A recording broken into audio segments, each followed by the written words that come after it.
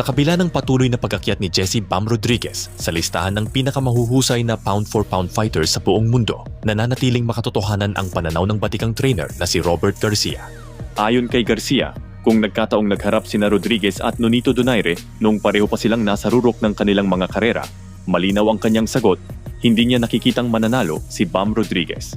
Inamin pa ni Garcia na maaaring hindi iyon magustuhan ng kanyang sariling boksingero. Ngunit bilang isang trainer na matagal nang nasa elite level ng boxing, kailangan niyang sabihin ang totoo ayon sa kanyang pagsusuri. Para kay Garcia, sapat na ang isang malinis na kaliwang hook ni Donaire upang tapusin ang laban sa pamamagitan ng knockout. Hindi raw maikakaila ang pambihirang lakas ng kamaunang prime Nonito Donaire. Sa kanyang kasagsagan, kinatatakutan siya ng mga pinakamahuhusay na boksingero sa mundo at 2 beses pa siyang kinilala bilang nagwagi ng The Ring Magazine Knockout of the Year. Patunay kung gaano kapeligroso ang kanyang lakas sa ibabaw ng ring. Samantala, patuloy mang tumatanggap ng batikos si WBO No. 1 Super Bantamweight contender Carl James Martin mula sa ilang Filipino boxing fans. Matapos ang kanyang huling laban, mukhang ngayon ay darating na ang pagkakataon upang patunayan niyang kabilang talaga siya sa mga elite ng division. Batay sa ulat ng batikang sports journalist na si Quinito Henson sa Philippine Star, nakatakdang harapin ni Martin ang dating world title challenger na si Alan David Picasso ng Mexico sa isang napakalaking boxing event sa Saudi Arabia. Mas lalo pang tumitindi ang kahalagahan ng laban dahil bahagi ito ng undercard ng inaabangang sagupaan nina Canelo Alvarez at Christian Mbili, isang entabladong mapapanood ng buong mundo. Hindi basta ordinaryong kalaban si Picasso, isa siya sa mga pinakamataas na niraranggong super bantamweight sa mundo at isa sa ilang boksingerong nakatagal laban kay Naoya Inoue nang hindi napapatumba.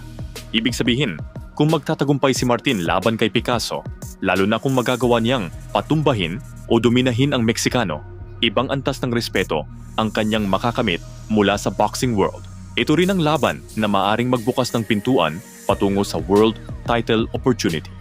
Sa mga susunod na araw, lilipad si Martin patungong Los Angeles upang simulan ang kanyang matinding training camp sa ilalim ng Filipino trainer na si Marvin Somodio, ang parehong coach na gumabay kay Mark Magnifico magsayok sa kanyang tagumpay sa world stage. Ngunit bukod sa kanyang nalalapit na laban, isa pang pahayag ni Martin ang naging sentro ng diskusyon sa boxing community. Sa isang panayam, tahasan niyang sinabi na malaki ang kanyang respeto kina John Riel Casimero at Naoya Inoue. Kinilala niyang pareho silang malalakas, matatapang at world-class fighters. Gayunpaman, nananatili siyang buo ang kumpiyansa sa sariling kakayahan.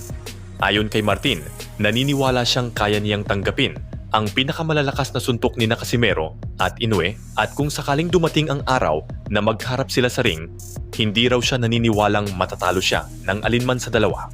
Ibig sabihin lang nito, malaki ang kumpiyansa ni Martin na kaya niyang patulugin ang tinaguriang angas ng Pinas at halimaw ng Japan.